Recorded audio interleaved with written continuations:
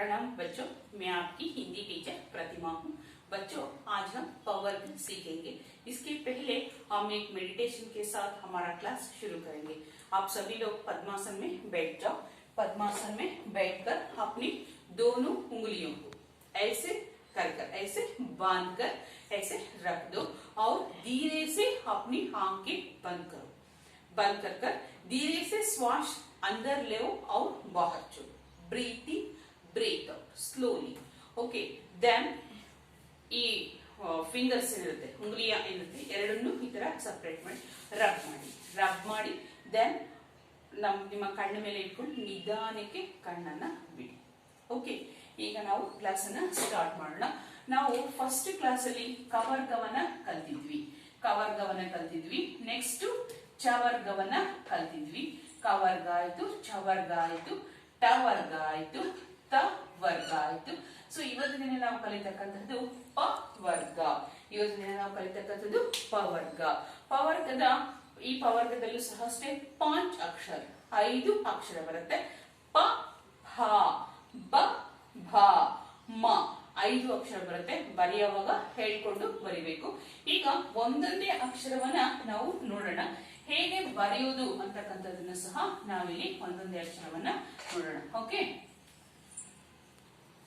ये पवर्ग का पहला अक्षर है प. ಈ ಒಂದು ಅಕ್ಷರವನ್ನ ಹೇಗೆ ಬರೀತಕ್ಕಂಥದ್ದು ಅಂತಕ್ಕಂಥದ್ದನ್ನ ನೋಡೋಣ. First one sleeping line. This is sleeping line.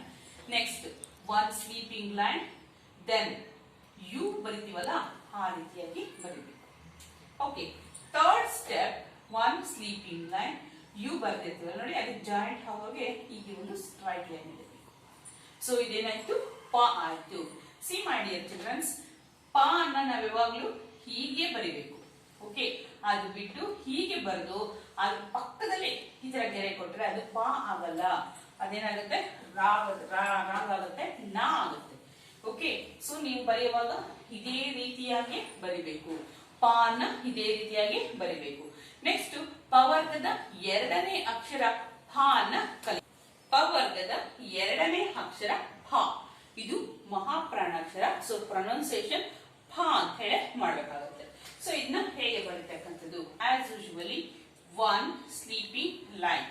Okay, first step one sleeping line, second step one sleeping line, then ಈ ಆಫ್ ಬರೀರಿ, ಆಫ್ ಅರ್ಧ ಯು ಅನ್ನ ಬರೀರಿ. ಥರ್ಡ್ ಸ್ಟೆಪ್ ಅಲ್ಲಿ ಹೀಗೆ ಬರೆದು ಅರ್ಧ ಯು ಏನ್ ಬರ್ದಿರ್ತೀರಾ ಇಲ್ಲಿ ಒಂದು ಗೆರೆಯನ್ನ ಹಾಕೊಳ್ಳಿ, ಈ ತರ ಗೆರೆಯನ್ನ ಹಾಕೊಳ್ಳಿ. ನೆಕ್ಸ್ಟ್ ಫೋರ್ತ್ ಸ್ಟೆಪ್ ಅಲ್ಲಿ ಹೀಗೆ ಬರೆದು ಹೀಗೆ ಬರ್ದಿರ್ತೀವಲ್ಲ, ಇದನ್ನೇ ಸ್ವಲ್ಪ ಸ್ಟ್ರೈಟ್ ತಗೊಂಡು ಹೀಗೆ ಮಾಡಿ. ಸೊ ಇದೇನಾಯ್ತು, ಫ ಆಯ್ತು. ಇನ್ನೊಂದ್ಸರಿ ಬರ್ ತೋರಿಸ್ತೀನಿ ನೋಡಿ. ಸ್ಲೀಪಿಂಗ್ ಲೈನ್,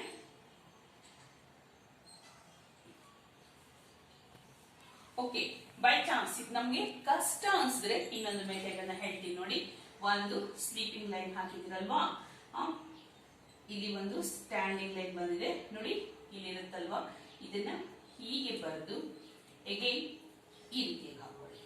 ಈಗೂ ಸಹ ನಾವಿಲ್ಲಿ ಮಾಡಬಹುದು. Once again one standing line, sorry one sleeping line, this is one sleeping line. Next one standing line, again ಈ ತರ ಆಫ್ ಕಾರು, ಅಗೈನ್ ಈ ರೀತಿಯಾಗಿ ಬರುತ್ತೆ. ಸೊ ಇದೇನಾಯ್ತು, ಫ ಆಯ್ತು. ಏನಾಯ್ತು, ಫ ಆಯ್ತು. ನೆಕ್ಸ್ಟ್ ಲೆಟರ್ ಬಾ ಅನ್ನ ನೋಡೋಣ. ಪವರ್ಗ का तीसरा अक्षर बा. पवर्ग का तीसरा अक्षर बा. ಸೊ ಇದು ಹೇಗೆ ಬರೆಯೋದು ಅಂತ ನೋಡೋಣ. One sleeping line, as usually one sleeping line, here one sleeping line and one standing line. One sleeping line and one standing line. This is second step. Third step, one sleeping line, one standing line. ಇಲ್ಲಿ centre ಬರುತ್ತಲ್ಲ ಅಲ್ಲಿ ತಗೊಳ್ಳಿ. One round, ಒಂದು round ಆಗಿರ್ತಕ್ಕಂತಹ ಒಂದು ಇದನ್ನ ನಾವಿಲ್ಲಿ ಹೇಳ್ಕೋಬೇಕಾಗುತ್ತೆ. ಓ ಬರಿತೀವಲ್ವಾ, alphabet O, ಆ ರೀತಿ ಬರಿಬೇಕಾಗುತ್ತೆ. Then one sleeping line, one standing line, one O ತರ ಬರ್ದಿರ್ತೀವಲ್ಲ ಅದನ್ನ ಬರ್ಕೊಳ್ಳಿ. ಅಂಡ್ ಇದ್ರ ಒಳಗಡೆ ಹಾಕ್ಬೇಕು slanting line. Slanting line. Slanting line ಹಾಕ್ಲಿಲ್ಲ ಅಂದ್ರೆ ಇದು ವಾ ಆಗ್ಬಿಡುತ್ತೆ. ಬಾ ಬರಿಬೇಕು ಅಂದ್ರೆ ಇಲ್ಲಿ ಸ್ಲ್ಯಾಂಟಿಂಗ್ ಲೈನ್ ಅನ್ನ ನಾವಲ್ಲಿ ಹಾಕ್ಲೇಬೇಕು. ಇದೇನಾಯ್ತು? ಬಾ ಆಯ್ತು. Once again see here, one sleeping line, standing line and O type one circle. Circle ಅನ್ನ ಒಂದು ಹಾಕಿ then one standing line ಅನ್ನ ಬರೀರಿ. ಏನಾಯ್ತು? ಬಾ ಆಯ್ತು. ಸೊ ನೆಕ್ಸ್ಟ್ ಸೆಕೆಂಡ್ ಬಾ ಅನ್ನ ಕಲಿಯೋಣ. ಓಕೆ, ನೆಕ್ಸ್ಟ್ ಪವರ್ಗದ ನಾಲ್ಕನೆಯ ಅಕ್ಷರ ಬಾ. ಇದು ಮಹಾಪ್ರಾಣಾಕ್ಷರ ಭಾ ಅಂತ ಪ್ರೊನೌನ್ಸಿಯೇಷನ್ ಮಾಡಬೇಕು. ಭಾ ಹೇಗೆ ಬರೆಯೋದು ಅಂತಕ್ಕಂಥದ್ದನ್ನ ನೋಡೋಣ. See here, one standing line ಹಾಕೊಳ್ಳಿ. One standing line, then one curve. ನೋಡಿ ಇಷ್ಟು ಮಾತ್ರ ಹೇಳ್ಕೋಬೇಕು. ಹೇಳ್ಕೊಂಡು this is first step, one standing line. Second step, one standing line and just ಈ ರೀತಿ ಕರ್ವನ್ನ ಹೇಳ್ಕೊಳ್ತಕ್ಕಂಥದ್ದು. Third step, one standing line, one curve line. ಈ ಕರ್ವ್ ಲೈನ್ ಇರ್ತಲ್ಲ ಇದು ಸ್ಟ್ರೈಟ್ ಆಗಿ ಹೇಳ್ಕೊಳ್ಳಿ. Okay, and next step, one standing line, curve line ಈ ತರ ಹೇಳ್ಕೊಂಡಿದೀವಲ್ಲ ಹೀಗೆ, ಅಂಡ್ ಇದಕ್ಕೆ one standing line. Okay, next step ಇಲ್ಲಿ ಹೇಳ್ಕೊಂಡಿರ್ತೀವಲ್ಲ ಒನ್ ಕರ್ವ್ ಲೈನ್, ಒಂದು ಸ್ಟ್ಯಾಂಡಿಂಗ್ ಲೈನ್ ಹೇಳ್ಕೊಂಡಿದೀವಿ, ಇಲ್ಲಿ ಒಂದು ಕರ್ವ್ ಲೈನ್ ಹೇಳ್ಕೊಂಡಿದೀವಿ, ಅಂಡ್ ಅಗೇನ್ ಇಲ್ಲಿ ಒಂದು ಲೈನ್ ಹೇಳ್ಕೊಂಡಿದೀವಿ. ಈಗ ಇಲ್ಲಿ ಏನಿರುತ್ತೆ, ಇಲ್ಲಿ ಒಂದು ಸರ್ಕಲ್ ತರ ಈ ತರ ಬರೀಬೇಕಾಗುತ್ತೆ, ಸರ್ಕಲ್. ನೆಕ್ಸ್ಟ್ ಸ್ಟೆಪ್ ನೋಡಿ ಏನ್ ಬರೆದ್ವಿ. ಈಗ ಇವೆಲ್ಲಕ್ಕೂ ಸೇರ್ಬಾರ್ದು, ಈ ರೀತಿಯಾಗಿ ಹಾಕೋಬೇಕಾಗುತ್ತೆ. ಆಗ ಏನಾಯ್ತು? ಬಾ ಆಯ್ತು. ಏನಾಯ್ತು? ಭಾ ಆಯ್ತು. ಒನ್ಸ್ ಅಗೇನ್ ಸಿ ಹಿಯರ್,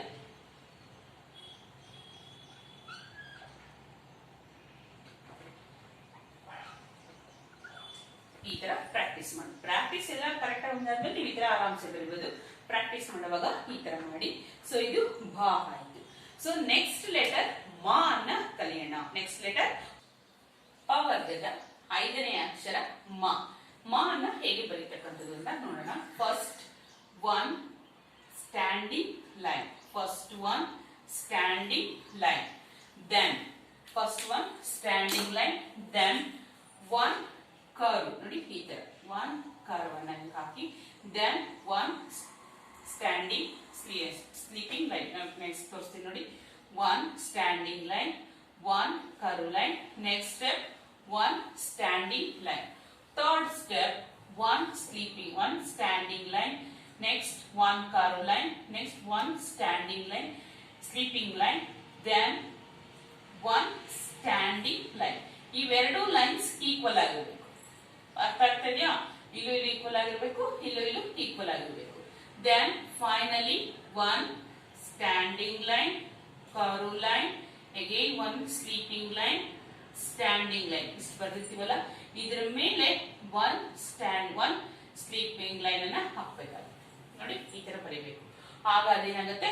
ಮಾ ಆಗುತ್ತೆ. ಸಿ ಹಿಯರ್ ಒನ್ಸ್ ಅಗೈನ್,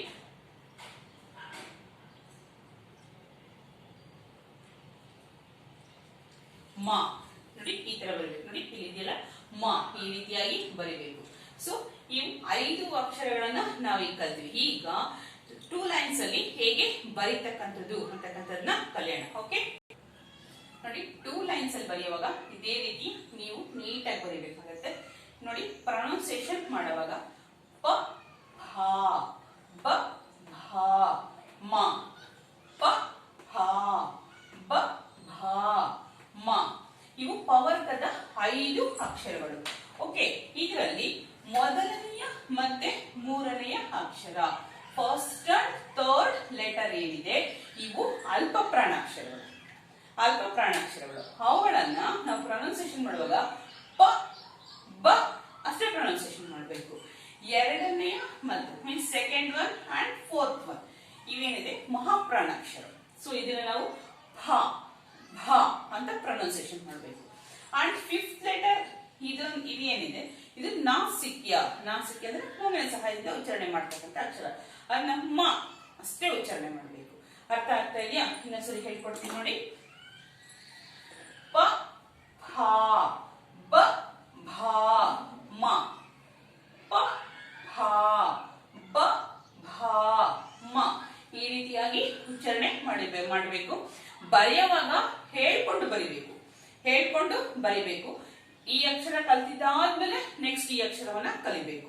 ಅರ್ಥ ಆಗ್ತದೆ? ಈ ಅಕ್ಷರ ಕಲ್ತಿದ್ದಾದ್ಮೇಲೆ ನೆಕ್ಸ್ಟ್ ಈ ಅಕ್ಷರವನ್ನ ಕಲಿಬೇಕು. ಈ ಬರ್ದಿದ್ದಾದ್ಮೇಲೆ ನೋಡ್ಕೊಂಡಿರಾ ಒಂದ್ಸಲಿ ಬರಿಬೇಕು, ನೋಡ್ಕೊಂಡಿರಾ ಒಂದ್ಸಲಿ ಬರಿಬೇಕು. ಅವಾಗ ನಮ್ಗೆ ಕರೆಕ್ಟ್ ಆಗಿ ಬರುತ್ತೆ. ಪ ಹ ಬ ಘ ಮ ಆಯ್ತಲ್ವಾ? ಸೊ ನೆಕ್ಸ್ಟ್ ಕ್ಲಾಸ್ ಅಲ್ಲಿ ನಾವು ಯ ಯ ಅಂತಕ್ಕಂಥ ಅಕ್ಷರವನ್ನ ಕಲಿಯೋಣ. ಸೊ ಇವಿಷ್ಟು ಸಹ ವರ್ಗೀಯ ವ್ಯಂಜನ, ವರ್ಗೀಯ ವ್ಯಂಜನ. ಪ್ರತಿಯೊಂದಕ್ಕೂ ಸಹ ಒಂದೊಂದು ವರ್ಗವಿದೆ. ಕವರ್ಗ, ಕವರ್ಗ, ಚವರ್ಗ, ಟವರ್ಗ, ತವರ್ಗ ಅಂಡ್ ಪವರ್ಗ, ಪಾಂಚ್. ಓಕೆ, ಸೊ ಈ ವರ್ಗೀಯ ವ್ಯಂಜನಗಳು ಟೋಟಲಿ ಎಷ್ಟಾಯ್ತು? 25. ಟೋಟಲಿ ಎಷ್ಟಾಯ್ತು? 25 ಆಯ್ತು. ಸೊ ನೆಕ್ಸ್ಟ್ ನಾವು ಕಲಿತಕ್ಕಂಥದ್ದು ಅವರ್ಗೀಯ ವ್ಯಂಜನ್. ಅವರ್ಗೀಯ ವ್ಯಂಜನ್ ಕಲಿಯೋಣ. ಸೊ ಅದಕ್ಕೆ ಯಾವುದೇ ಒಂದು ವರ್ಗ ಅಂತಕ್ಕಂಥದ್ದು ಬರಲ್ಲ. ಅವರ್ಗೀಯ ವ್ಯಂಜನಗಳನ್ನ ನಾವು ನೆಕ್ಸ್ಟ್ ಕ್ಲಾಸ್ ಅಲ್ಲಿ ಕಲಿತಾ ಹೋಗೋಣ. ಸೊ ಇದನ್ನೆಲ್ಲ ಚೆನ್ನಾಗಿ ಬರೆದು ಪ್ರಾಕ್ಟೀಸ್ ಮಾಡಿ. ಸೊ ಇದನ್ನ ಒಂದೊಂದನ್ನ 5 ಟೈಮ್ಸ್ ನೀವು ಬರೆದು ಚೆನ್ನಾಗಿ ಪ್ರಾಕ್ಟೀಸ್ ಮಾಡಿ. Okay, thank you.